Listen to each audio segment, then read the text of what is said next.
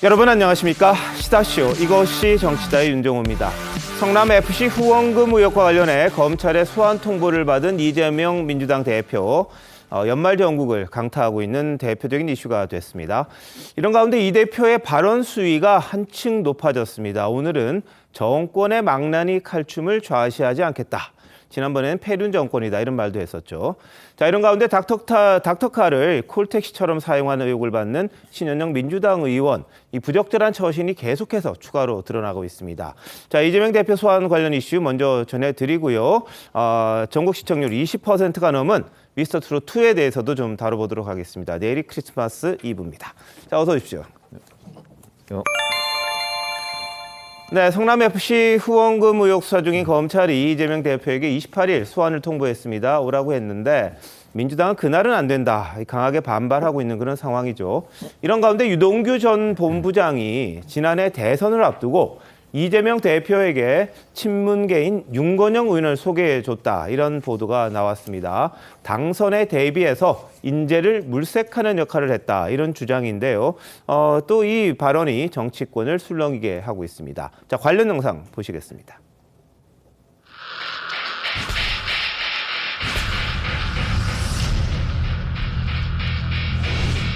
지금 야당 파괴하고 정적 제거하는데 힘쓸 때입니까, 여러분? 이재명이 그렇게 무섭습니까? 윤 정권의 망나니 칼춤을 방치하지 않겠습니다.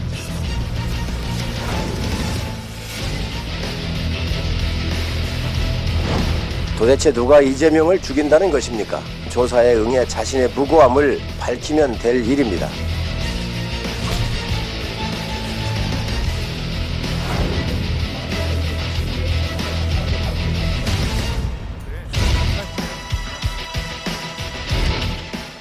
민주당에서 부부장님의 일방적인 주장이라고 하고 있어요. 너무 웃깁니다. 정말 그 양심이 조금이라도 있는지 모르겠는데 오늘 김용식은 전부 공소사실 부인했는데 어떻게 생각하시는지. 다 거짓말 하는 사람들 아닙니까? 거짓말은 또 다른 거짓말을 갈 거고 수많은 거짓말을 해야 될 겁니다.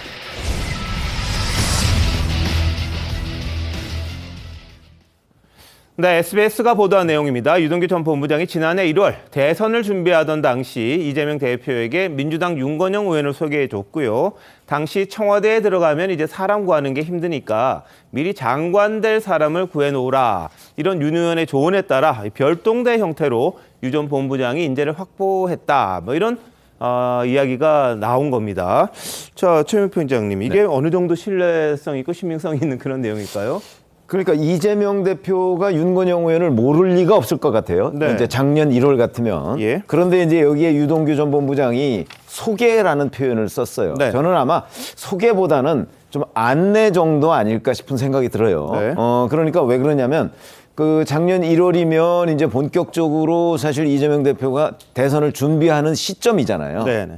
그리고 그 시점에는 우리가 왜 지난번에 김용 부원장한테 뭐 그 8억 4,700만 원을 전달하고 뭐 이런 얘기 나올 때가 2월이거든요. 예. 그럼 그때 이제 김용 부원장은 저 호남 지역을 돌면서 뭐 이렇게 그 외곽 조직 같은 거 만들고 이럴 때란 말이죠.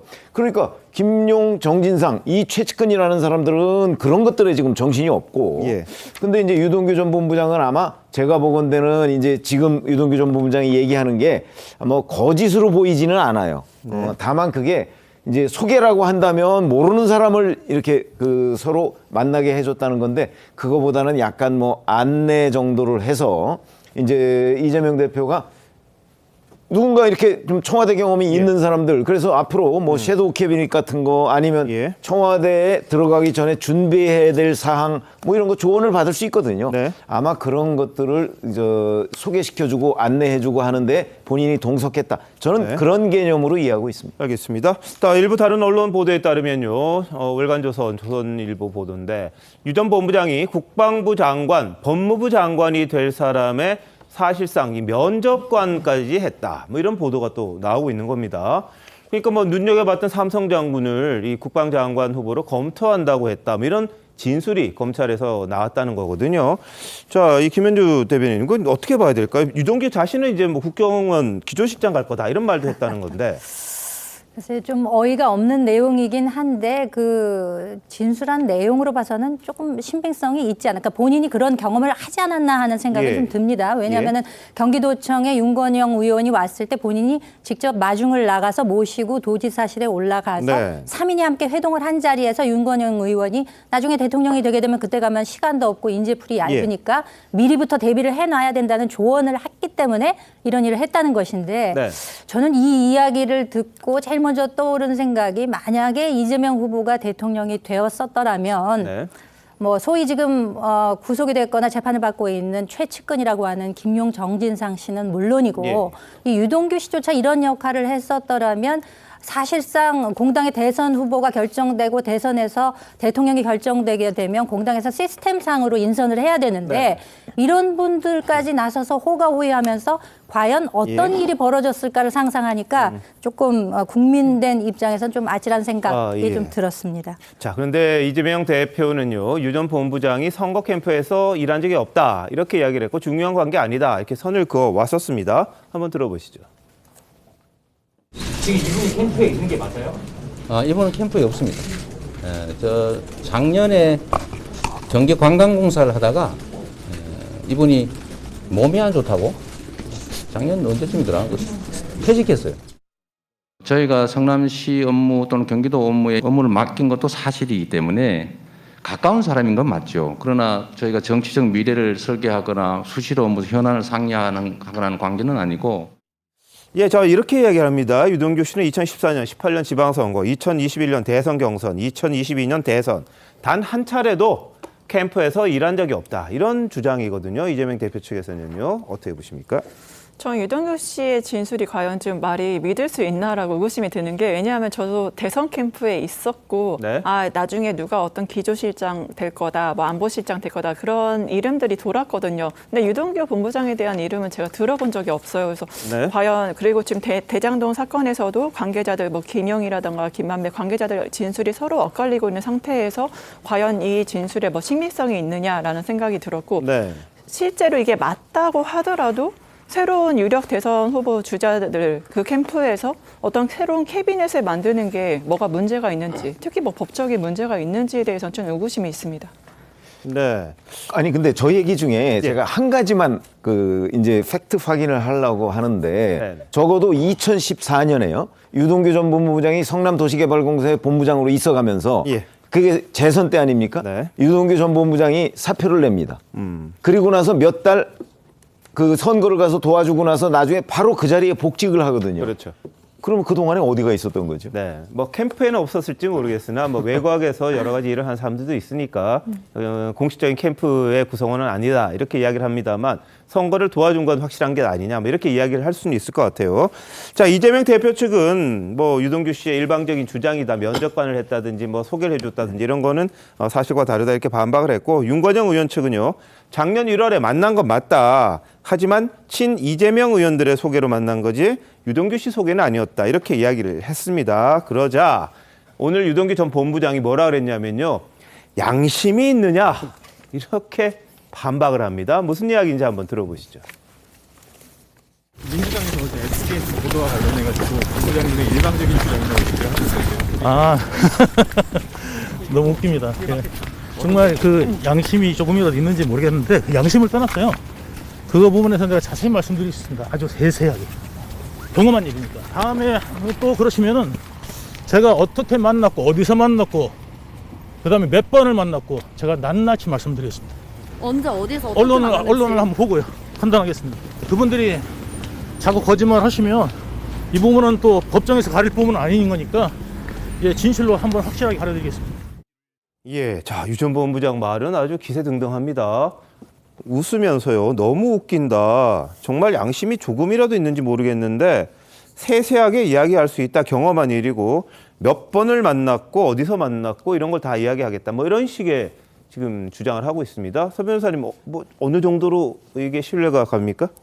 저는 이제 그 유동규 씨 말이 100% 신뢰가고요. 그다음에 이재명 그다음에 뭐 거짓말하는 게 아닌가 오히려 예. 부인하는 게 윤건영 등이 마찬가지고요. 네. 왜 그러냐면 이게 첫째는 이제 유동규 씨가 캠프에서 이제 별명이 장비입니다. 장비. 그리고 이제 정진상 씨가 관우예요. 예. 자, 그러면 이게 삼국지에서 가장 가까운 게 유비 관우 장비 아닙니까? 그게 뭐 제갈공명이 하나 있지만 네.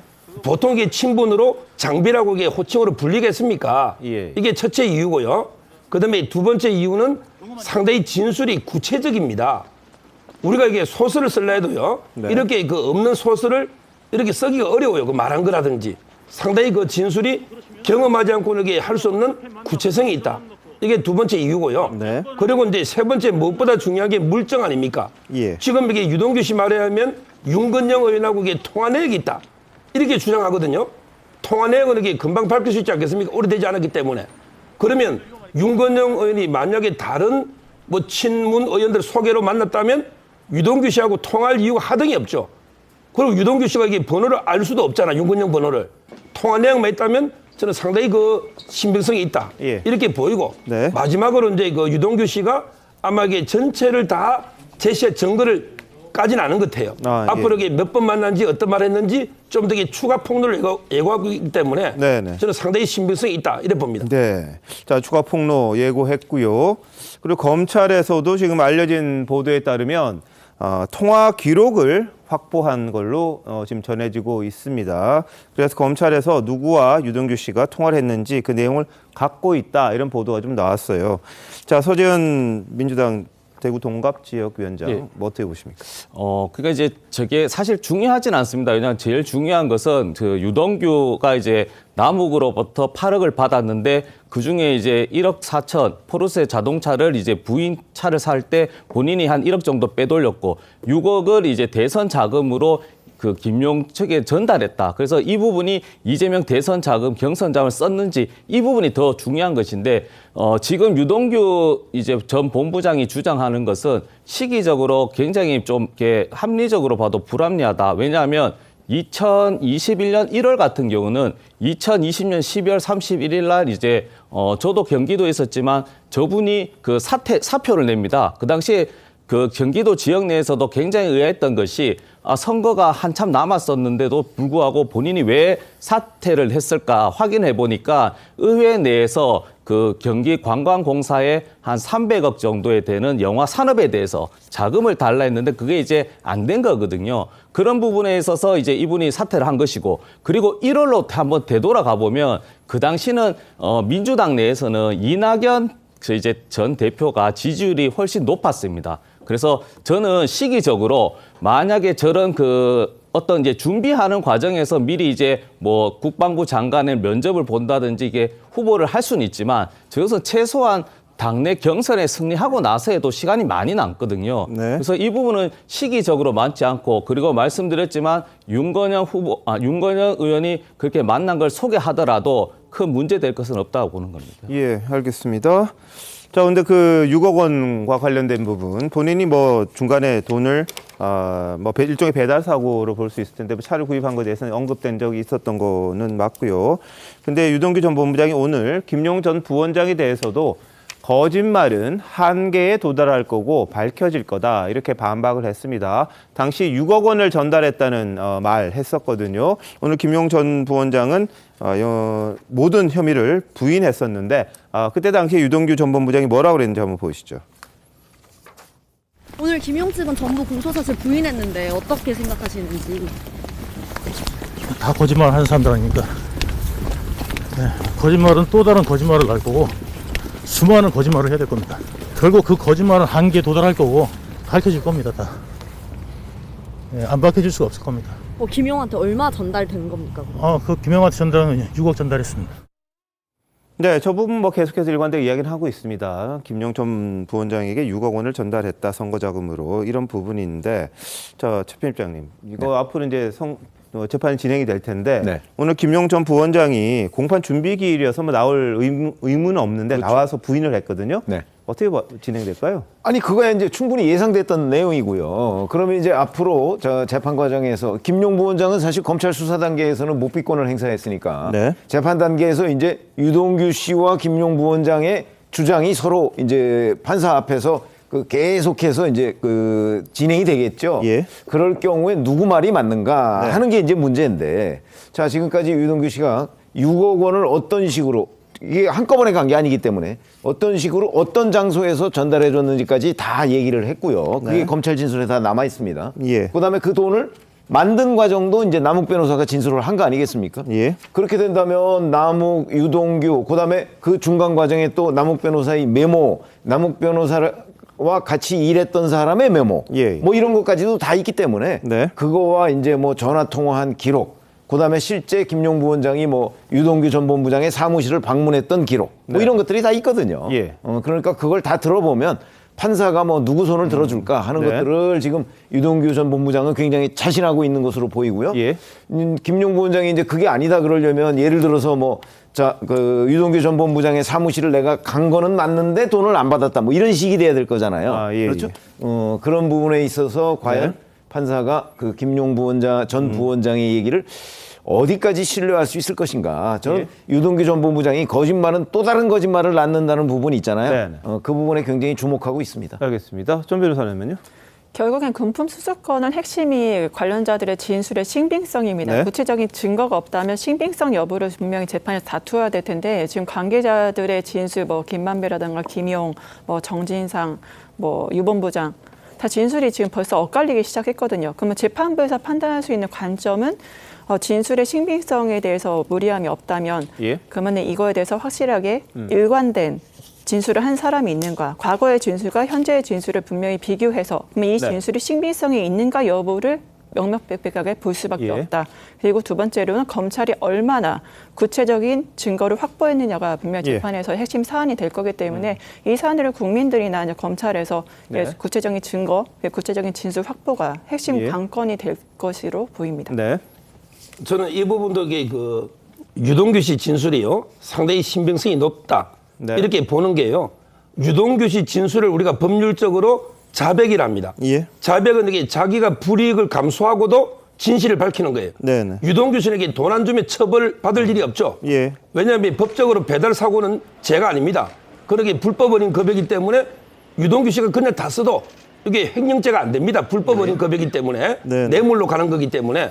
그런데 그럼에도 불구하고 유동규 씨가 진실을 밝히면 6억의 그 돈을 중개돼 가지고 지금 같이 재판받고 있잖아요. 예. 본인한테 불리한 진술을 하니까 이 자백은 신빙성이 높은 거예요. 네. 그에 비해서 이게 김용 원장은 부인하고 있잖아요. 자기 죄가 없다 이 부인이거든요. 이거는 이제 자기가 처벌되지 않기 위해서 다 부인하는 거기 때문에 이거는 상당히 신빙성이 약하다. 네. 이래 첫째 보고요. 예. 하나만 더 원인을 또 이유를 말씀드리면 그때 유동규 씨까지 돈이 간 거는 다툼이 없어요. 네. 그러기 검찰이든 누구도 인정합니다. 남욱 변호사 통해서 유동규 씨까지 돈이 갔는데 과연 이게 유동규 씨가 물론 뭐 일부는 본인이 썼죠. 그렇지만 이게 전체를 다 이게 8억 4천을 배달 사고 이거는 불가능해요. 네. 왜냐하면 이게 남욱 변호사나 다 김용하고 서로 옛날부터 아는 네. 김용 시의원 출신입니다. 따라서 이게 100% 배달 사고 내면 예. 바로 이게 뭐 확인이 가능하기 때문에 저는 불가능하기 때문에 상당 부분은 전달했을 것이다. 네. 이렇게 보는 거예요. 알겠습니다. 자, 뭐 재판이 이제 진행이 되겠죠. 대장동 관련된 부분, 뭐 선거법과 관련된 것도 있고요. 지금 뭐 뇌물 뭐 이런 것들이 있는데 지금 검찰은 일단 성남 FC 후원금 의혹, 제3자 뇌물 혐의와 관련된 부분부터 지금 이 대표를 소환하겠다 이렇게 통보를 했습니다. 자. 이재명 대표는 검찰 수사에 대해서 아주 강한 비판을 하면서 이 망나니 칼춤 이런 단어 꺼내 들었는데 한번 보시죠. 윤석열 정권은 또다시 노골적인 야당 파괴에 나섰습니다. 아무리 털어도 원하는 답이 안 나오다 보니까 이제는 무혐의 처리했던 사안까지 다시 꺼내서 저를 소환했습니다. 윤 정권의 망나니 칼춤을 좌시하지 않겠습니다. 없는 죄 조작해 만들고 있는 죄 덮는데 고음을 하다 보면 언젠가는 혹독한 심판에 직면하게 될 것입니다. 네, 지난 대선 과정에서도 이재명 당시 후보는 이렇게 이야기했습니다. 없는 죄 만들어서 저 감옥 갈 것 같습니다. 뭐 이런 이야기를 했던 적이 있었거든요. 이제 최근에 그 연장선상에서 이 탄압받고 압박받는 부분들을 이야기하는 거고요. 정권의 망나니 칼춤 좌시하지 않겠다 그랬고 어제는 이제 야당 파괴다, 이 폐륜 정권이다 뭐 이런 이야기까지 좀 했었습니다. 그저께인데요. 자, 서전 위원장 어떻게 보십니까? 네, 그 이재명 대표 입장에서도 그렇고 저도 그렇고 이제 다른 사건이면 좀 이렇게 검찰의 어떤 그 수사나 이런 행태에 대해서 인정하겠는데 성남 FC 건에 관련해서는 이재명 대표나 이제 여러 대다수가 이제 하는 것들이 2014년도에 이제 성남 FC 관련해서 제3자 뭐 뇌물죄 이런 식으로 해서 검찰이 그 수사가 종결된 것을 다시 시작하지 않습니까? 네. 그리고 새로 나온 것도 없고 추가로 된 것도 없고 그래서 이 부분에 대해서는 뭐 이재명 대표가 저는 하실 말씀이 있었다. 왜냐 2014년도에 오늘 그 공보물을 저도 한번 확인해 보니까 네. 그 당시에도 시민 부담을 최소화해서 고도 제한을 완화하고 용적률 상향 조정해서 어떤 개발하겠다. 그런 일단 그 정책적인 방향이 있었거든요. 그리고 나서 재선을 하고 2014년 6월 이후 2014년 11월에 어떤 두산이나 네이버에게 이렇게 계속 그런 용적 완화하면서 기업을 유치한 부분이 있습니다. 그래서 대구뿐만 아니라 다른 지방자치단체도 지자체가 선거를 나갈 때 처음 공약하는 것이 제2의 뭐 판교, 분당처럼 기업 유치를 사흘 걷고 인센티브를 하겠다라는 얘기를 많이 하거든요. 그래서 일부에서는 계속 이 부분을 이재명 대표가 뭐 10원 안 받았지만 3자 뇌물로 해서 최순실 그 사태와 비교하게 되는데 그것은 이제 사적인 영역이고 이건 공적인 영역이다 보니까 그렇게 되면 3자 뇌물을 받았다. 그게 범죄가 되면 예. 그 3자 뇌물을 받은 혜택은 결국 성남 시민이거든요. 네. 그럼 성남 시민도 불법적인 선거를 해서 예. 그 성남의 삶의 질이 개선된 거에 대해서 그 부분도 네. 그럼 책임을 지울 것인가. 굉장히 이 부분은 저는 이 단순한 사건이지만 이 사건을 계속 확인하고 강요하다 보면 지자체장의 어떤 행정에 네. 대해서 그런 부분도 좀 위축될 우려가 있다라는 개인적인 생각을 가지고 있습니다. 알겠습니다. 자, 제3자 뇌물 관련해서 지금 이야기가 나왔으니까 서동욱 변호사 좀 잘 아실 것 같은데 박근혜 전 대통령 사례와 이번 사례가 좀 다릅니까? 어떻습니까? 저는 이제 이번 사례가 예. 훨씬 더 심각하다 봐요. 아. 박근혜 대통령 K 미러 재단은요. 네. 그는 이제 정경련에서 기업별로 매출액의 규모에 따라서 일정하게 객출해가지고 공공재단을 만든 거죠. 네네. 그것도 이게 최서원 씨 개인 거 아닙니다. 예. 이게 이사회나 이사장이 있는 거예요. 네. 한 개인이 주무를 수 있는 공익재단이 아니다 말이에요. 근데 그것도 그때 직권남용죄가 되고요. 그 다음에 SK그룹하고 롯데그룹. SK하고 롯데는 그 면세점이나 민원이 있다는 이유로 제3자 뇌물로 그때 기소가 돼서 처벌이 됐는데. 네네. 근데 이번 건은 훨씬 심각한 게 예. 결국은 이제 기업들에게 민원이나 특혜를 주면서 예. 그 청탁을 받고 이게 대가로 후원금을 받고 문제는 이게 또 그렇게 기업한테 특혜주가 받으면서도 마치 이게 자기들이 뭐 공익에서가 유치한 것처럼 또 성과급을 20%씩 그것도 이게 현금으로 성과급도 주고요. 네. 그리고 이게 그때 구단주가 이재명 시장인데 선수들의 유니폼에 이재명 후보의 공약까지도 하고 홍보를 한 거예요. 예. 본인이. 그리고 이게 그 기업들의 불법적인 후원이 없으면 그러면 이게 성남시 돈으로 운영하면 이재명 시장의 공약 사업에도 막대한 지장이 있을 거 아닙니까? 따라서는 결국에 기업들한테 엄청난 특혜를 주면서 네. 불법으로 이게 후원금을 모집했기 때문에 예. 이거는 넉넉하게 제3대 뇌물을 인정할 수 있다. 이렇게 보는 거예요. 네. 제3자 뇌물죄의 핵심 요소가 딱 두 가지입니다. 예. 그러니까 그 법조인이 아닌 사람들이 이해하기 쉽게 얘기하면 네네. 부정한 청탁이 있어야 되고요. 예. 대가 관계가 형성이 돼야 되거든요. 네네. 자, 박근혜 전 대통령에 대해서는 이재용 당시 삼성전자 부회장이 명시적으로 청탁을 한 건 없어요. 네네. 그렇죠. 그래서 왜 그때 보면 묵시적 청탁이라는 예. 표현이 들어가 있잖아요. 그렇죠. 그러니까 다만 삼성이 경영권 승계라는 현안이 있는 건 맞아요. 예. 그렇기 때문에 만약에 대통령이 이러이러한 걸 해달라고 했을 때 삼성이 거부할 수 없었겠죠.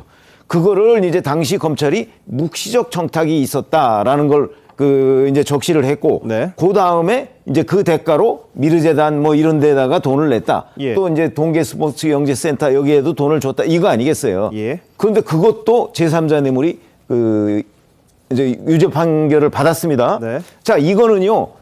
명시적 청탁이 있습니다. 묵시적 청탁이 아니고. 예를 들어서 두산건설 건 하나만 얘기하면 네네. 두산건설에서 아예 공문을 보내요.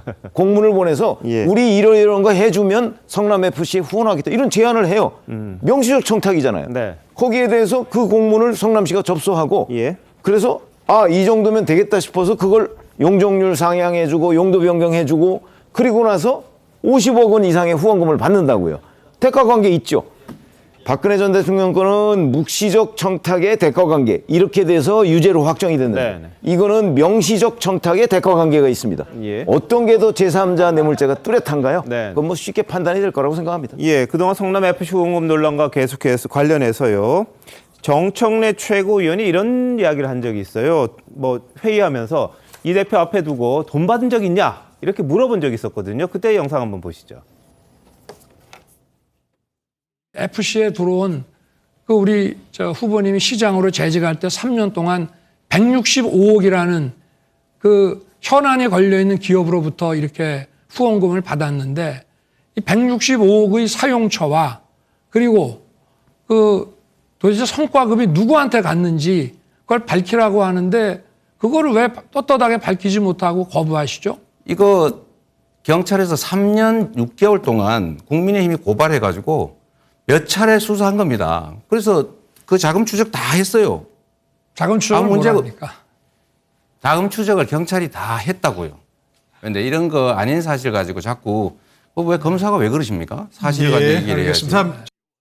뇌물이란 어떤 직위에 있는 사람을 매수하여 사사로운 일에 이용하기 위하여 넌지시 건네는 돈이나 물건이라고 되어 있습니다. 성남FC 관련해서 제3자 뇌물죄로 이재명 당시 시장을 엮었는데요. 이재명 당시 시장 혹시 넌지시 건네는 이렇게 돈 받으신 적 있습니까? 네. 자, 저렇게까지 이야기했던 적이 있습니다. 그러니까 돈 받은 적이 있냐? 직접 안 받았는데 무슨 그거냐? 이런 주장일 것 같은데 지금 제3자 뇌물이라는 거는 본인에게 안 와도 뭐 청탁을 들어주고 다른 이익을 취하게 하면 그 자체가 범죄 혐의가 된다는 거거든요. 자, 서진 위원장. 네, 그 계속 비교하시는데 그 박근혜 대통령하고 이재용 그 회장하고 상관이라기보다는 비교 자체가 안 됩니다. 왜냐하면 그때는 제일모직과 삼성물산의 그 합병 조건인데 그것을 국민연금과 국민의 주식 투자하신 분들이 삼성물산 주주가 손해를 볼 수밖에 없는 그런 구조에서 제일모직 즉 이재용 부회장의 조건에 맞게 이게 불법성이 굉장히 있었기 때문에 그 부분은 제3자 뇌물도 있지만 그 불법성이 있다고 해서 그렇게 범죄 행위로 하는 것이고요. 이 성남FC 건은 다 아시겠지만 시민의 구단으로 해서 시민들이 세금으로 100억, 200억씩 운영비가 들어가는 것인데 그 세금을 아끼기 위해서 정부의 이제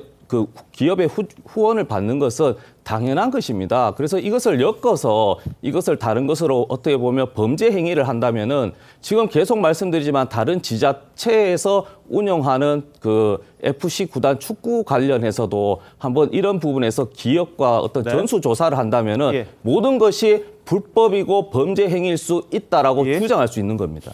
알겠습니다. 지금 서 위원장 추정하시는 부분 좀 다뤄봐야 돼요. 왜냐하면은 이렇게 이 본사를 짓게 해준 의료 부지를 사업용 부지로 바꿔서 이렇게 만들어준 이런 식이 있는 건지 실제로 운영과 관련해서 뭔가 이렇게 하나 들어주고 후원받게 하는 그런 게 있었던 건지 그 부분을 한번 따져봐야 되니까 마구 비교하기는 어려울 거예요. 홍준표 시장의 예를 김의겸 대변인이 어제 들었다가 홍 시장이 감옥 갈지 모른다 이렇게까지 이야기한 적이 있었기 때문에 한번 따져봐야 될 것 같거든요. 김인수 대변인 어떻게 보세요? 이 성남FC 관련해서는 지난 9월 30일에 이미 성남시 전략추진팀장이 기소가 된 상황입니다. 그리고 그 공소장에 정진상 실장과 이재명 대표가 공범으로 적시가 되어 있는 상황이고요.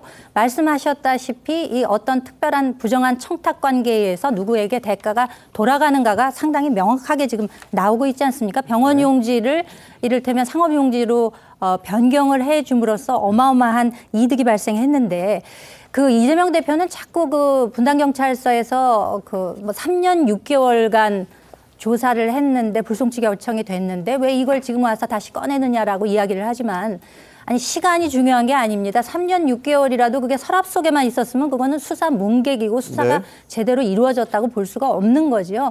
당시 그 성남지청에서 박하영 차장검사가 이에 대해서 더 수사를 해야 된다라는 이의를 제기했음에도 당시에 성남지청장인 친정부 성향의 박은정 지청장이 이를 여러 차례 묵살한 것은 이미 알려진 사실이기도 하고요.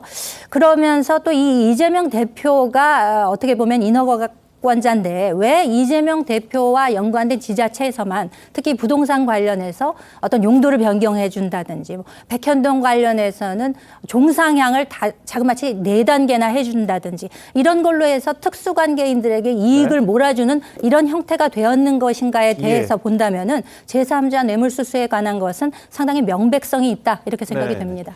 자, 그러니까 이재명 대표가 뭐 아까 말씀드렸듯이 돈 직접 안 받았으면 아무 상관없는 것 아니냐 이런 주장이 있는 반면에 자신이 후원받은 건 아니지만 이 성남 시민에게 돈이 돌아갔고 이 혜택이 돌아갔으니까 이것도 문제가 없다 이렇게 주장을 하는 게 있는 거죠. 과거 이 대표의 주장이 이렇습니다. 한번 보시죠.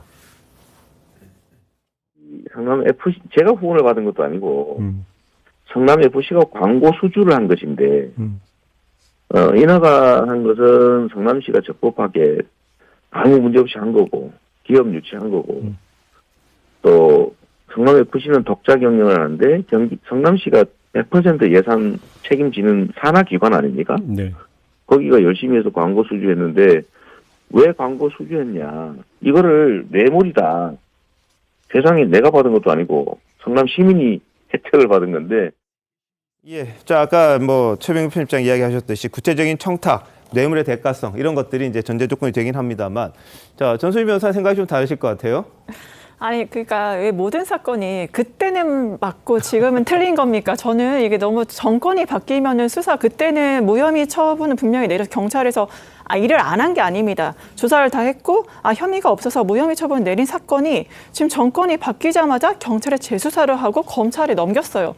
왜 진실은 하나일 텐데 왜 정권이 바뀌면 이렇게 현상이 달라지는 재조사를 하는 현상이 왜 재활용을 계속 하는 건지 전 이거는 정말 보수나 진보 상관없이 좀 바뀌어야 될 정말 악의 축이다라고 생각을 좀 하고 그래서 결국에는 경찰이 결과를 뒤집어서 검찰로 넘겼고 그래서 이거의 핵심은 지자체 체육단체의 광고비를 문제를 다시 삼는다는 건데 그러면 그 대한민국의 지자체 중에 남아도는 지자체가 거의 있는지도 저는 좀 궁금하고 결국에는 이게 연결이 돼서 이재명 당대표라는 그 소환 통보를 했다는 게 연결이 된다는 측면에서 민주당 입장에서는 당연히 이거는 정말 정치적 망신주의다.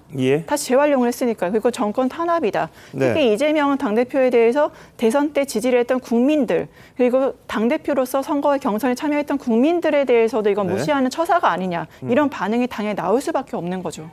알겠습니다. 자, 뭐 제3자 뇌물 혐의와 관련해서는 검찰의 주장이니까 이게 이제 인정이 될지 안 될지 모든 거는 사례마다 다 다를 겁니다. 근데 그 구조가 똑같지 않느냐 뭐 이런 이야기들을 하시는 분들이 있는 것 같아요. 그래서 한번 따져봐야 될 것 같은데 자 이재명 대표 발언은 갈수록 거칠어집니다. 지난번에는 윤 정부를 겨냥해서 폐륜 정권 이렇게 언급을 했었는데 국민의힘이 강하게 반발했던 적이 있습니다. 한번 보시죠.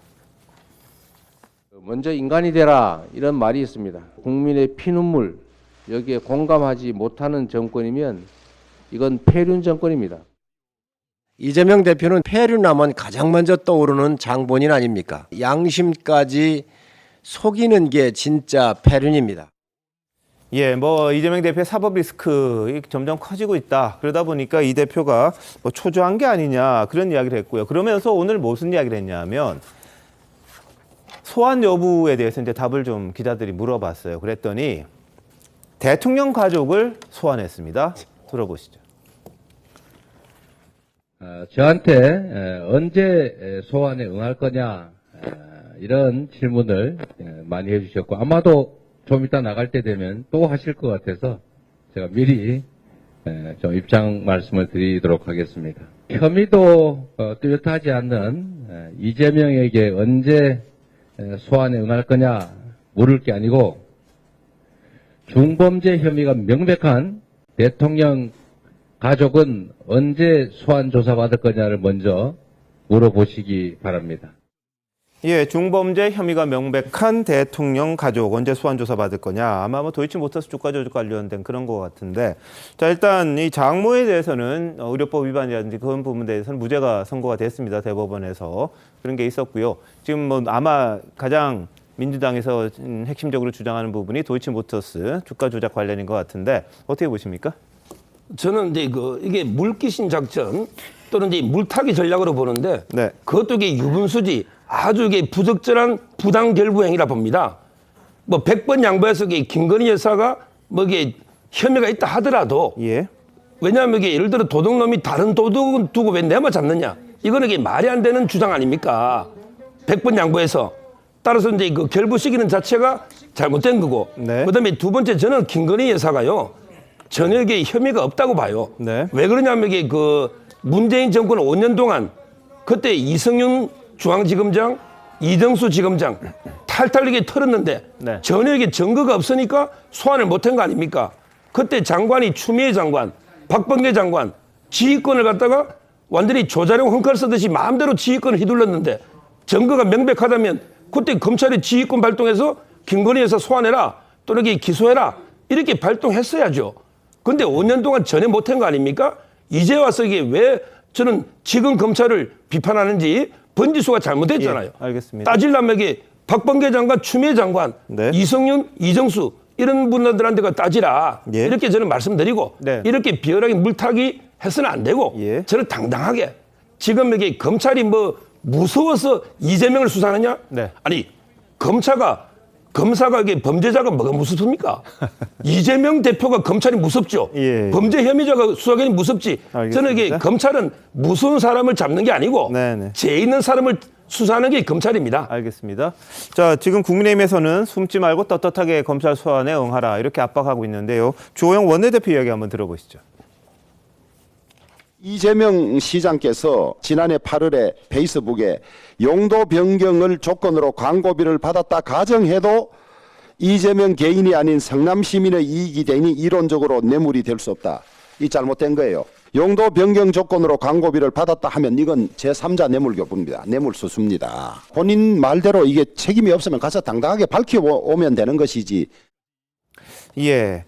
자, 뭐 당당하게 밝혀라 이런 이야기를 합니다. 그리고 일부에서는 뭐 방탄이 계속되는 것 아니냐 이런 지적에 대해서는 대통령실에서 지금 이 대표에 대한 체포동의안을 요청할 게 한두 개가 아니다.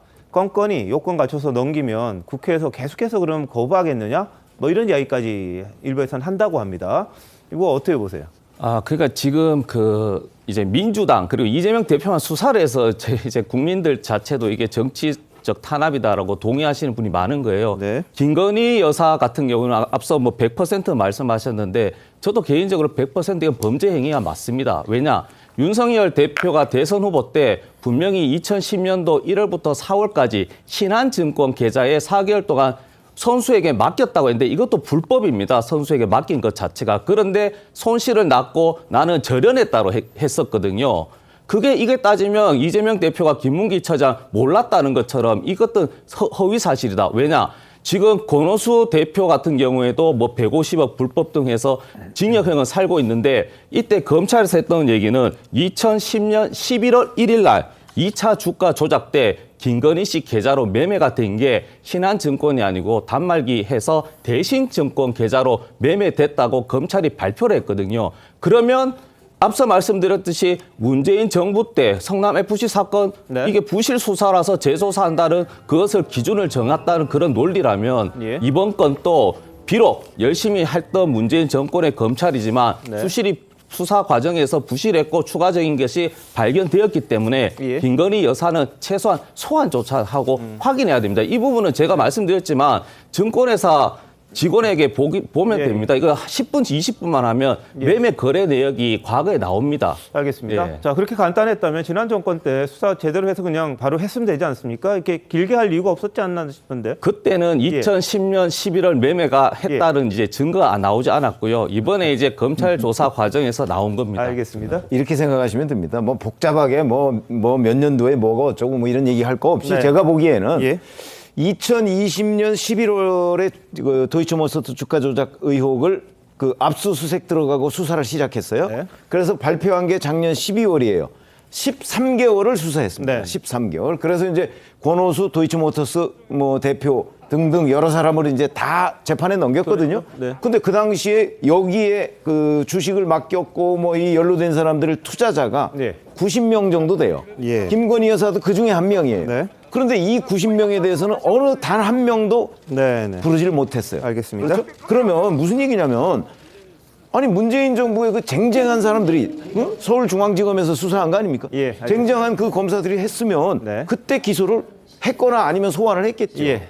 그렇게 보시면 됩니다. 알겠습니다. 뭐 잘못한 게 있으면 다 처벌받아야 되는 게 당연한 거고요. 검찰이 뭐 정권 바뀌었다고 이렇게 저렇게 바뀌면 안 되는 거죠. 다만 증거가 명백한 것이라면 벌써 처리했을 것 같은데 그걸 왜 지금까지 묵혀놨을까라는 뭐 의혹을 여권에서는 이야기하는 거고, 또 지금 이재명 대표에 대한 수사는 과거에 묵혀놨던 거라서 다시 한번 본다, 이런 식의 주장들이 서로 엇갈리고 있는 거니까 검찰이 결과로서 국민들에게 심판을 받아야 되지 않나 싶기도 합니다. 자, 이재명 대표 어제가 호적상 생일이어서 오늘 이런 말을 했다고 해요. 어제 했던 말인데, 검찰이 생일날 맞춰서 소환장 보낸 것 아닌가 의심하기도 했는데 화살 쏜다고 잘 맞는 게 아니다, 뭐 그런 이야기도 했다고 합니다. 한번 보시죠. 아마 생일날에 맞춰서 소환장을 보낸 게 아닌가 그런 생각이 드는데, 이재명을 죽이기 위해서 이 살을 쏘는데 잘 안 맞는다. 왜 안 맞냐? 생일을 잘 모른다. 오늘 제 생일은 문서상으로 되어 있지만 이날이 생일인지 아닌지는 저도 모릅니다. 아버님께서 장날에 장 보러 가시는 길에 잊어버리고 있던 한 작년쯤 낳은 자식들 얘기를 아마 그저께쯤 낳았을걸, 이렇게 해서 신고를 했기 때문에 이 날짜는 절대로 제 생일이 아닐 가능성이 많습니다. 그래서 살을 잘 안 맞는다, 속이 시커멓게 타들어갈 거다, 얼마나 그러겠냐 말씀하시는데 전혀 타들어가지 않고 있습니다. 네, 여기서 살이라는 건 뭐 약간의 저주를 퍼붓는 그런 걸 이야기하는 살이네요. 그러니까 생일을 정확하게 기억 못하고 호적 등록을 했기 때문에 호적상 생일이 이 대표의 직접적인 생일은 아닐 수도 있다, 이런 이야기를 하면서 좀 여유를 보이는 듯한 느낌을 보였는데, 자, 김의겸 대변인은요, 검찰 소환 통보가 좀 갑작스럽다, 사전 조율 없이 팩스 한 장 보낸 게 전부다, 이런 주장을 했습니다. 그런데 검찰이 정상적으로 이 소환 통보를 거쳤다, 이런 보도도 나왔거든요. 어떻게 된 일인지 먼저 김의겸 대변인의 말 들어보시겠습니다. 무슨 근거로 이재명 대표를 조사하겠다는 겁니까? 이 대표가 10원 한 장이라도 자기 주머니에 집어넣은 게 있습니까? 소환 통보도 무례하기 짝이 없습니다. 제1야당 대표 소환은 중대한 사안입니다.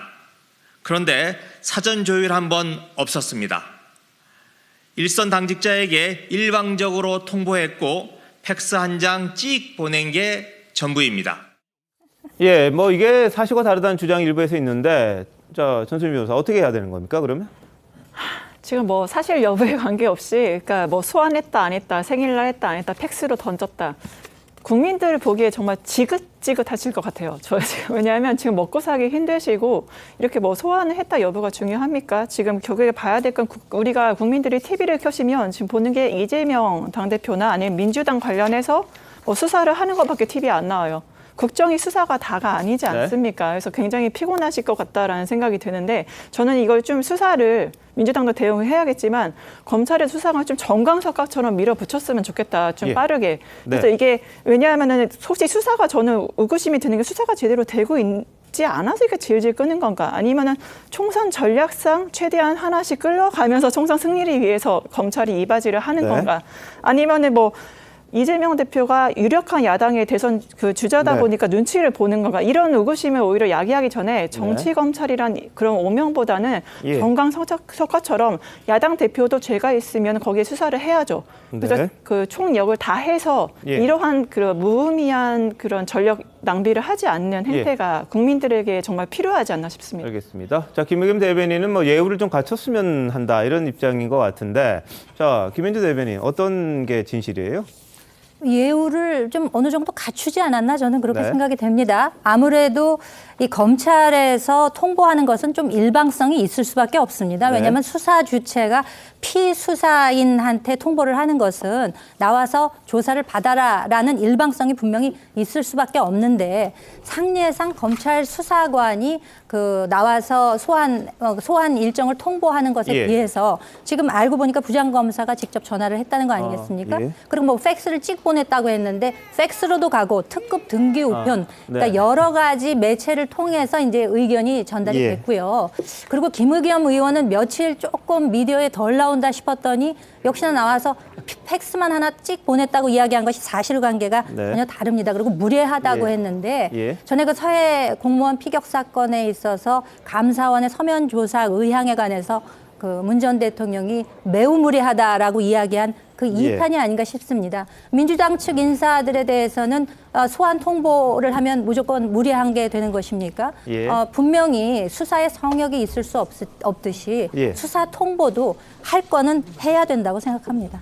자, 뭐 민주당 내에서 김남국 의원 이 대표는 당당하게 임할 거다 이렇게 이야기를 합니다. 가장 뭐 가까운 의원 중에 하나인데, 자 서재현 위원장, 이 대표가 출석을 합니까 안 합니까?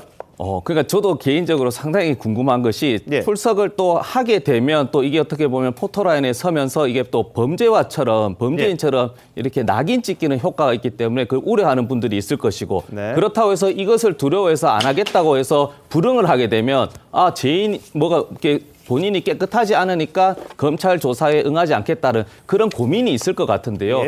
이 부분은 지금 뭐 의원총회에서나 아니면 이재명 대표 개인적으로도 좀 이제 숙고를 해서 가장 좋은 것은 그 진실을 밝히는 것이지만 이 진실을 밝히는 과정 말씀드렸지만 소환 조사도 그냥 팩스 보내고 이런 것이 아니라 사전에 조율을 하는 것이 아니라 28일 날 통보식이지 않습니까? 다 일정이 다 있는 것인데 그리고 긴급한 사건이 아니라 성남FC 사건은 2014년이니까 7년 동안 있었기 때문에 이게 뭐 이렇게 증거 조작할 수도 없기 때문에 저는 이런 부분을 고민을 해서 이제 그 진실을 밝히는 것과 어떤 정치적 행태로 이렇게 계속 이제 고민을 해서 결정을 할 것 같습니다. 알겠습니다. 요즘 검찰에서 뭐 포토라인이 없어졌으니까 뭐 지하로 그냥 들어가시면 아무 그건 안 나올 것 같아요. 네, 어떻게 보세요? 저는 이제 그 불응할 것 같아요. 그런가요? 왜냐하면 이게 얼마 전에 선거법 그 수사 때도요. 4줄짜리 이제 서면만 내고 조사에 안 왔죠. 만약에 이번에 오게 되면요. 앞으로 이게 6, 7건 사건이 줄줄이 소환할 텐데 그러면 이게 계속 할 수는 없잖아요. 저는 상당히 불응할 걸로 예상이 되고 자, 그러면 이게 그때 검찰은 어떻게 해야 되느냐. 한마디로 이제 그 일체 예우 없다. 뭐 이재명 대표가 이게 뭐 뺏지든지 야당의 대표든지 이런 거 이게 검찰은 전혀 고려할 필요 없습니다. 원칙대로 소환해보고 안 나오면 이게 체포영장 발부받고 또 이게 국회에서 방탄하면 그냥 조사 없이도 이게 본인이 포기한 거 아닙니까? 바로 이게 저는 기소하고 고용되기 원칙대로 처리해야 된다. 절대 이게 다른 예우가 있어서는 안 된다. 이렇게 봅니다. 검찰은 뭐 누구에나 다 공정해야 될 것이고요. 뭐 출석 요구를 할 때 잘 협의를 서로 했으면 좋겠어요. 뭐 이 대표뿐만이 아니라 일반인들도 언제 나오라 이렇게 통보받는 거는 본인 일이 있을 것 같은데, 다만 이 대표 쪽에서 이제 본인들만 예우를 하라고 하는 건 아니겠죠. 일반 국민들과 똑같이 그렇게 해야 될 것 아닌가 싶습니다. 당당하게 맞설지, 당당하게 임할지, 맞서고 임하고 그 두 단어를 가지고 뉘앙스 차이가 크다 이렇게 보고 있는데 어떻게 할지는 최소한 아마 내년 1월로 넘어가지는 않을까 싶긴 합니다. 자, 다음 이슈입니다. 민주당 신현영 의원, 이 닥터카 탑승 논란과 관련해서 새로운 의혹들이 계속해서 또 나오고 있습니다. 일반적으로 닥터카에는 여러 의료 장비를 또 같이 싣는다고 합니다. 그래서 서너 명 정도만 타는데 명지병원의 닥터카, 신현영 의원이 이태원 참사 현장을 가기 위해서 자기 집 앞까지 불렀던 그 닥터카는 9인승 일반 승합자였다고 합니다. 그러다 보니까 이 구급차가 아니라 일반 차를 동원한 게 아니냐 이런 의혹이 제기가 됐는데요. 국민의힘 이종성 의원 말은 한번 들어보시죠. 네, 그렇습니다. 일반적으로 디매트 차량들이 다 구급차를 사용하고 거기에 의료진과 또 의료 장비들을 준비해가지고 이동하는 것과 달리 명지병원 디매트 차량은 스타렉스 일반 차량, 경광등이 없는 사이렌이 없는 일반 차량을 이용했는데, 그러면은 일반 차량들을 피해가기 위해서 도착 시간이 늦어질 수밖에 없는 거거든요. 그럼에도 불구하고 이런 사이렌이 없는 일반 차량을 썼다라는 거는 신현영 일행을 위한 좌석을 확보하기 위해서 일반 차량을 이용한 것이 아닌지 의심이 드는 대목입니다. 저희들은 그냥 닥터카 그래서 사이렌 있고 빨리 갈 수 있는 그런 차인 줄 알았는데 일반 승합차를 탔다면 정말 오히려 더 큰 도로를 통해서 가야지, 일반 도로를 가면 신호등도 많고 그렇지 않습니까? 이 대역까지 오라고 이야기했던 것 같은데 그럼 그건 굉장히 잘못된 게 아니냐 이런 생각이 좀 드는데요. 어떻게 보십니까? 아니 그러니까 왜 명지병원이 거기에서 이태원 현장까지 가는데 54분이 걸렸을까? 하는 그 비밀이 저는 풀리는 것 같아요. 바로. 왜냐면 닥터카든 뭐 무슨 차든 간에 거기 이제 경광등 달고 가면 더군다나 이게 새벽 시간 아닙니까? 그러니까 경광등 달고 가면 그냥 뭐 신호 뭐 거의 무시한 채 가도 되는 거거든요. 그건 뭐 구급차는 그럴 수가 있으니까. 근데 이거는 경광등이 지금 없었다는 거잖아요. 그러면 신호 같은 거 걸렸을 때 쉴 수밖에 없었을 거라고요. 아무리 새벽이라도. 그러니까 뭐 예를 들어서 뭐 저 아주대병원의 구급차나 뭐 이런 데보다 훨씬 더 시간이 많이 걸릴 수밖에 없었던 것이. 그래서 54분이라는 결과가 나온 것 아닌가. 지금까지는 이제 뭐 강북강변으로 타고서 쭉 간 게 아니고 뭐 신촌으로 이렇게 들러서 갔기 때문에 시간이 뭐 20 내지 30분이 더 걸린 것 아니냐. 우리가 이렇게만 추측했는데 그게 아니라 구급차가 아니고 또 닥터카가 아니고 일반 승합차로 경광등이 없었기 때문에 시간이 그렇게 많이 걸릴 수밖에 없다. 이게 앞뒤가 딱 맞잖아요. 그런 걸 보면 이제 그럼 왜 일반 승합차를 보냈을까? 그거는 지금 이종성 의원의 그 추측대로 이제 신현영 의원뿐만 아니고 그 남편까지 태워야 되니까 거기다가 기본적으로 응급구조사들 태워야 될 거 아닙니까? 의사랑. 이렇게 되다 보니까 타야 되는 인원이 너무 많은 거예요. 그러다 보니까 9인승 일반 승합차를 보낼 수밖에 없지 않았을까. 우리가 이렇게 충분히 그 짐작을 할 수 있습니다. 자, 신 의원이 참사 당일 탔던 닥터카 내부 영상을 또 올린 적이 있었다고 하는데 거기 보면 사이렌 없고 응급치료 장비 없고 다만 외상 처치 물품, 응급의약품이 담긴 디맷 가방 2개 정도만 보였다는 겁니다. 그러니까 일반 승합차 타고 갔다는 게 이 사실상 확인이 되는 그런 부분인데요. 게다가 보통 4명으로 구성이 되는데 그날은 3명에다가 신 의원 부부 2명, 5명이 왔다는 거예요. 행정요원이 빠졌다고 이렇게 또 돼 있습니다. 신 의원은 앞서 국회에서는 뭐라 그랬냐면 의사로서 재난의료지원팀 디맷과 함께 움직인 것이다. 이렇게 말을 했던 적이 있는데요. 일단 들어보시죠. 국회의원이 현장에 가면 오히려 현장에 방해가 될까 이런 걱정을 하면서 그렇기 때문에 의료진의 팀원으로서 조용히 역할을 하고 돌아와야 되겠다는 생각을 갖고 매우 겸손한 마음으로 현장에 갔고요. 국회의원 자격이 아닌 응급의료팀의 일원으로서 의사로서 가야 현장에서 도움이 될 것이다 라는 생각을 갖고 있기 때문에 당연히 디맷팀과 같이 움직이면서 이동하는 과정에서의 같이 상황을 점검하고 현장에 투입되는 게 가장 우리 현장 수습에는 도움이 된다고 판단을 했습니다. 자, 의사로서 역할을 하기 위해 현장에 갔다 이렇게 이야기했지만 반대로 국회의원이 신현영 의원을 태우기 위해서 일반 승합차를 동원해서 디맷팀이 늦장 출동을 할 수밖에 없었던 그런 것 아니냐 이런 비판이 나올 수밖에 없습니다. 어떻게 보십니까?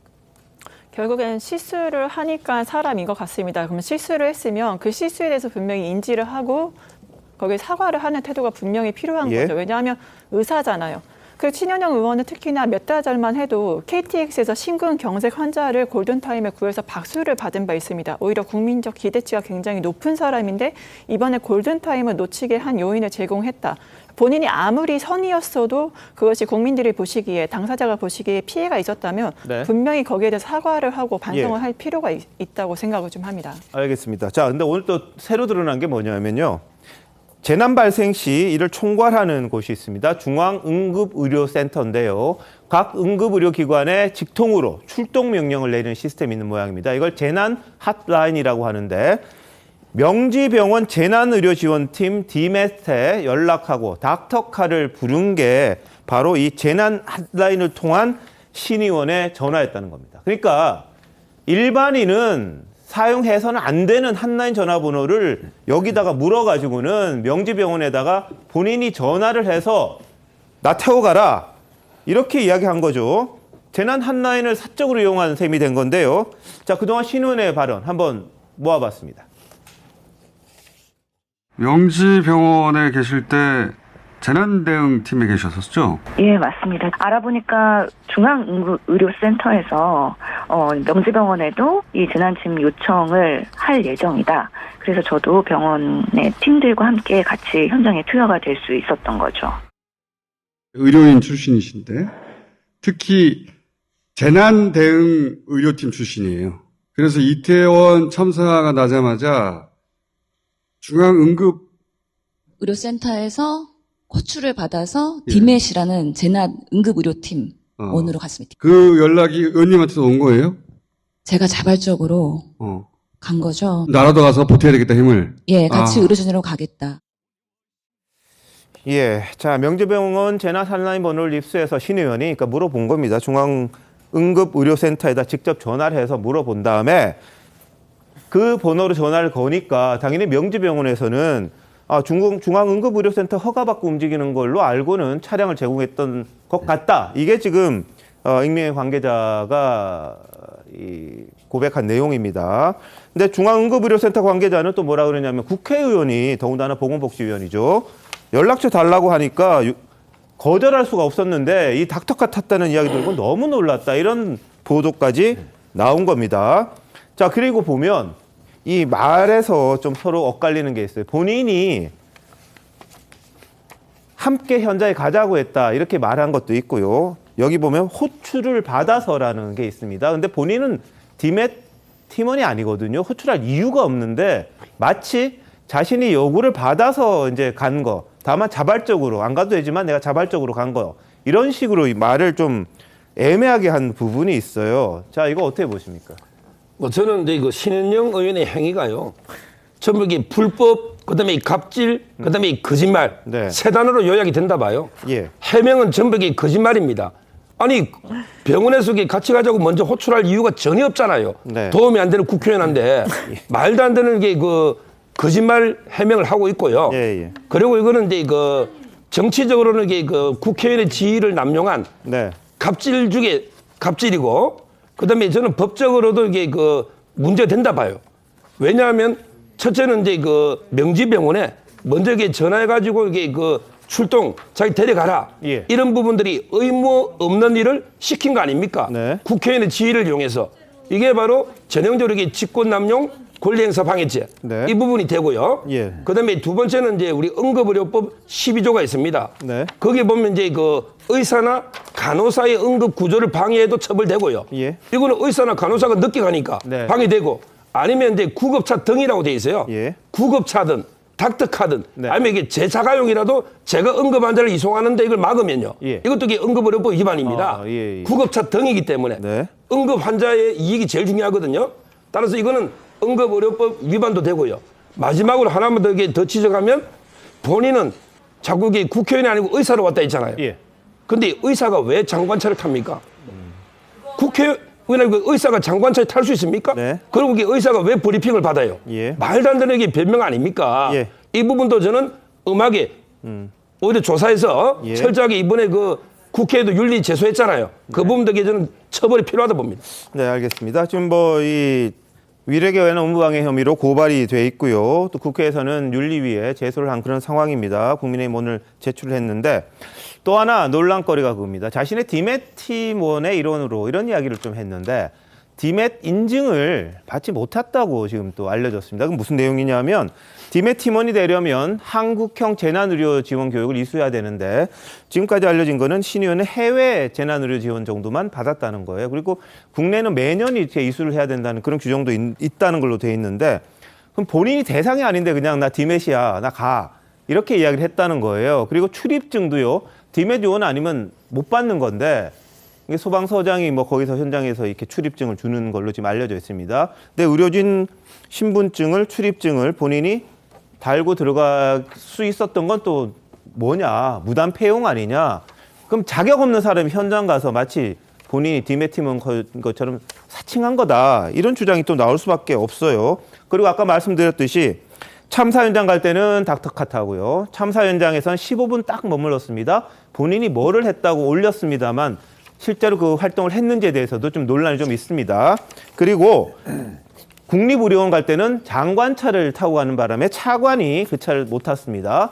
그리고 다시 참사 현장으로 돌아올 때는 중앙의료원에 직원차를 타고 다시 왔다고 합니다. 다 택시처럼 탄 거예요, 택시처럼. 이거 어떻게 보세요?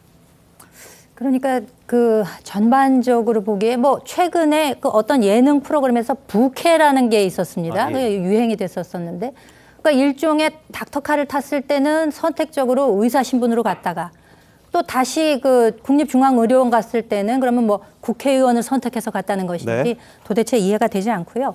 이 신현영 의원이 80년생입니다. 청년 정치인이죠. 비례대표 1번을 받았을 때는 의료인으로서의 그 직능을 대표해서 국회에서 할 일을 하라라는 소명이 부여되었을 텐데 이를 잊고 자기 힘으로는 스스로 어떤 차조차도 부를 의지조차 없는 어떤 그 특권에만 절어 있었던 것이 아닌가 그런 생각도 해보게 됩니다. 알겠습니다. 자, 신현영 의원, 뭐 본인이 국정조사특위위원회에서는 사퇴를 했습니다만 지금까지 불거진 것들이 한두 개가 아니고 어떻게 보면 불법적인 사항까지 좀 드러나는 게 있으니까 앞으로 어떻게 본인이 이 국민들에게 답을 할지 많은 분들이 지켜보고 있다는 거 인식을 하셔야 되지 않겠나 싶습니다.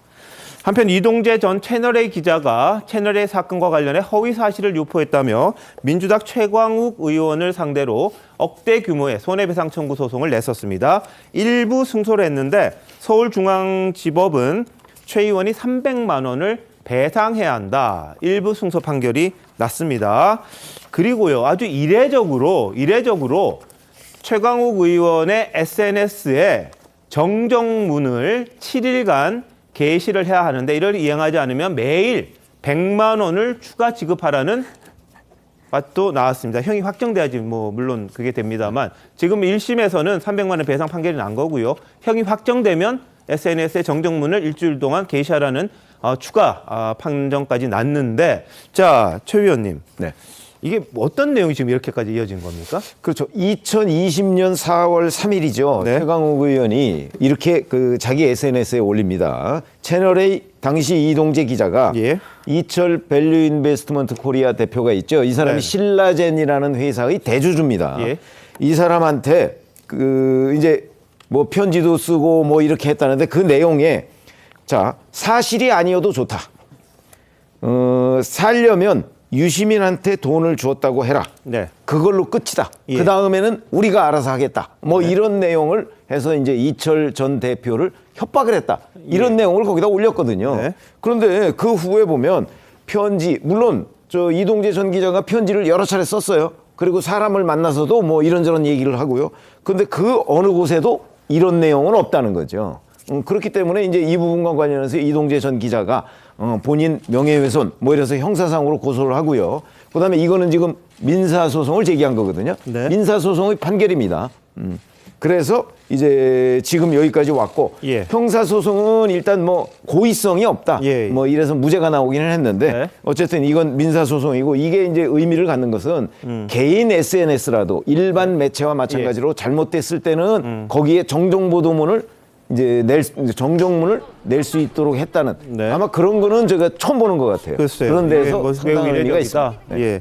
자, 최강욱 의원은 혐의 그동안 부인해 왔는데 뭐라고 했는지 한번 일단 들어보시죠. 검언유착의 증거는 이미 차고 넘친다는 말씀을 전직 법무부 장관께서 하셨고 그 결과로 검찰총장이 징계까지 받은 사안이었습니다. 어디에다가 감히 권언유착의 프레임을 씌우려고 하는 것인지 저는 도저히 납득할 수도 없고 사실관계와도 맞지 않다고 생각합니다. 네. 자, 뭐 최강욱 의원 혐의 부인해 왔습니다만 일단 뭐 손해배상 소송에서는 일부 승소 판결을 이동재 기자가 받았습니다. 자, 그러나 이제 서로 항소를 좀 검토하고 있다고 해요. 사과도 없고 반성도 안 하는데 여전히 적반하장식이다. 항소 여부를 검토해서 어떻게 할지 좀 결정을 하겠다 이런 정도까지 이야기가 나왔습니다. 자, 한편 윤석열 대통령과 김건희 여사는요, 청와대 영빈관에서 이 자립준비 청년과 보호아동 등을 초청해서 오찬을 함께 했습니다. 그리고 크리스마스를 맞아서 빨간 목도리를 선물하면서 이들을 격려했습니다. 대통령실은 대통령 부부가 성탄절을 앞두고 이 같은 행사를 가졌다 이런 설명을 했는데요.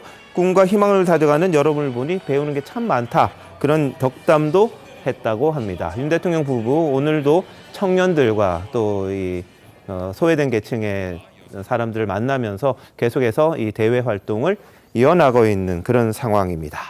자, 내일이 크리스마스인데요. 내일 크리스마스 이브인데 우리 국민들에게 크나큰 따뜻한 선물 같은 프로그램이 하나 돌아왔습니다.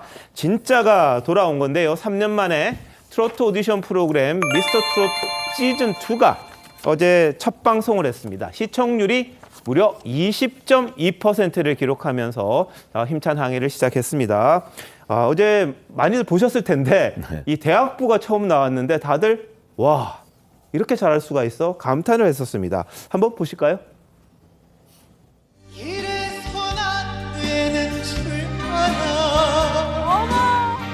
지나간 꿈인 줄도 알아 그런 줄 뻔히 알면서도 마음을 참지 못하잖아 무엇을 주워 먹고 그 몫을 신보냐 숫덩이 같은 인생아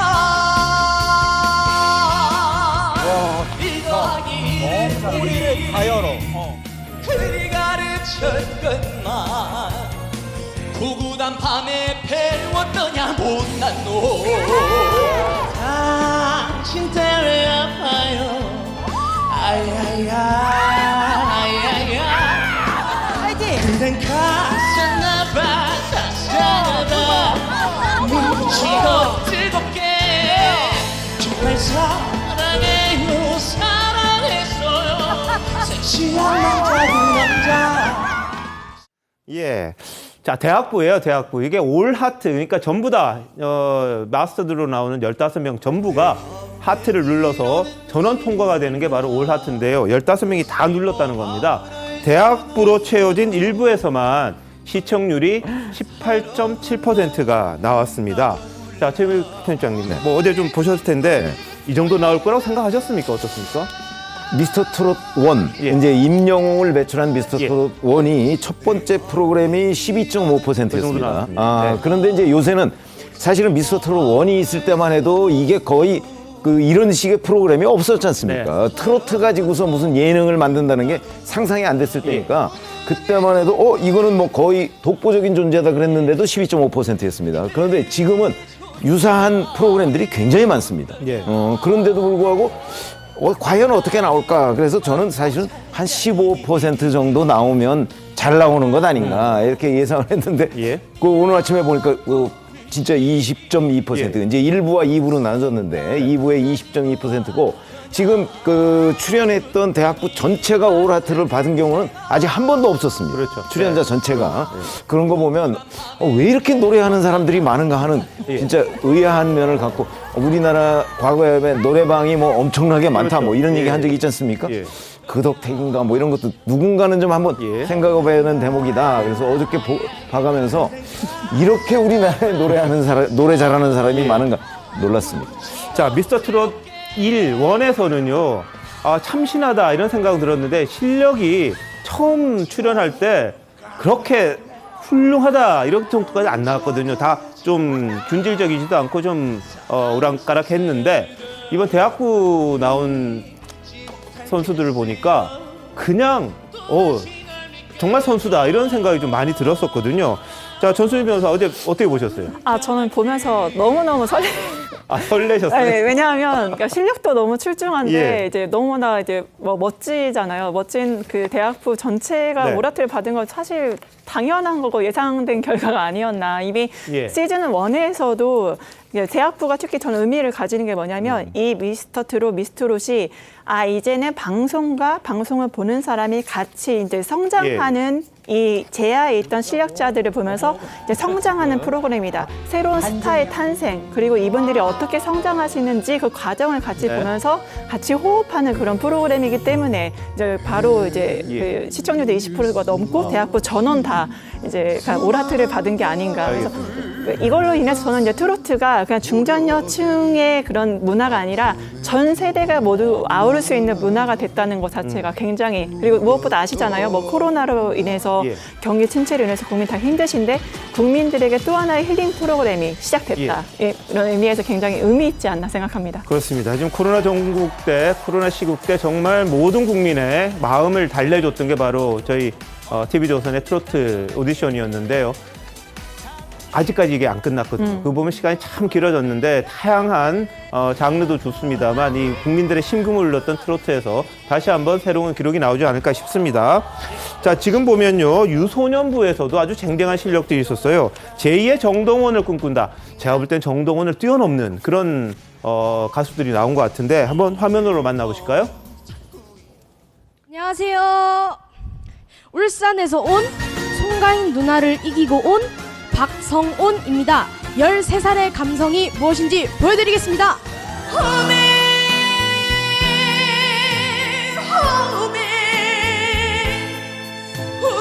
우리 홈에 못하려고 날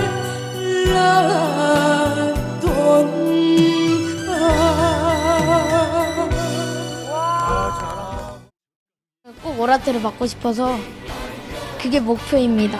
사랑도 미움도 버려라 벗어라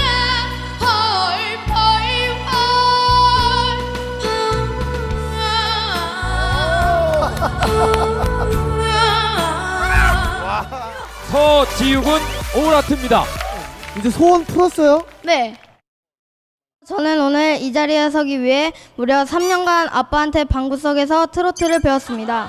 지금 몇 학년이죠? 5학년이에요. 2학년부터 연습했어.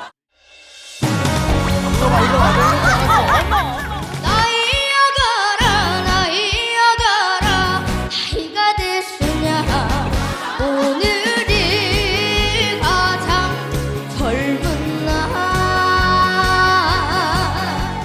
잊지는 말아요 인생의 가장 젊은 날. 네.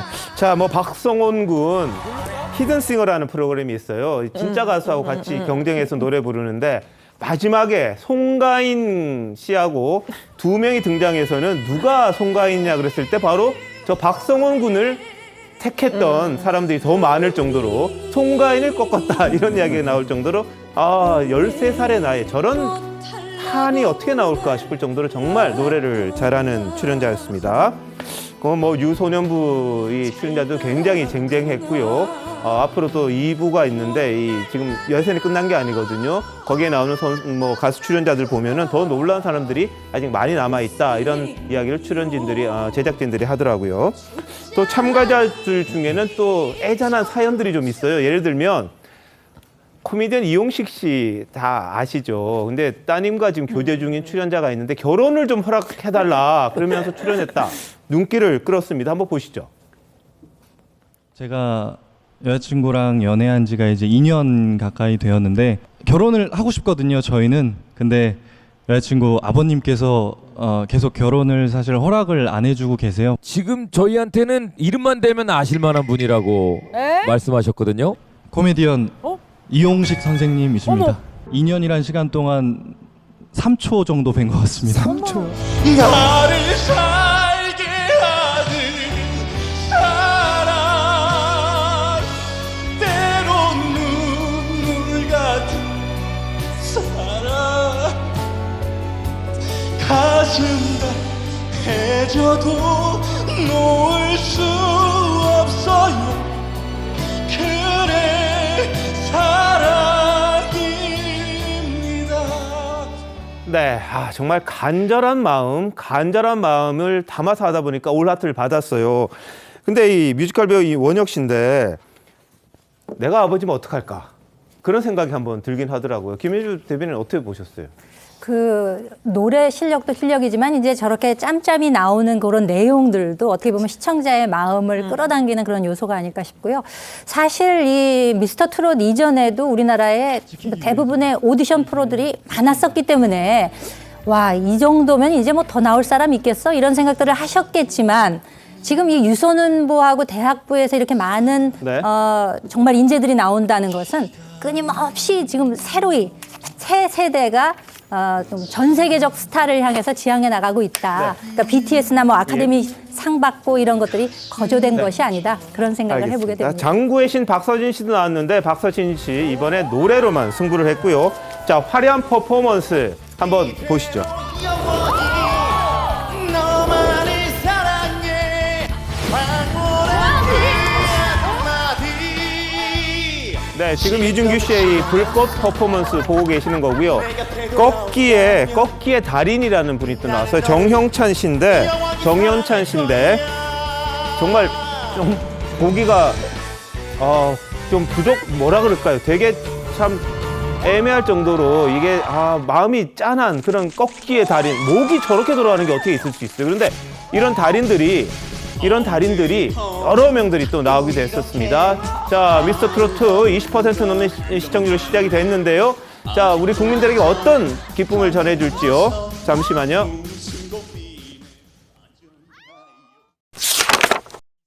대한민국 이슈의 중심, 시사쇼 이것이 정치다. 여기까지입니다. 다음 주 월요일 다시 찾아뵙겠습니다. 고맙습니다.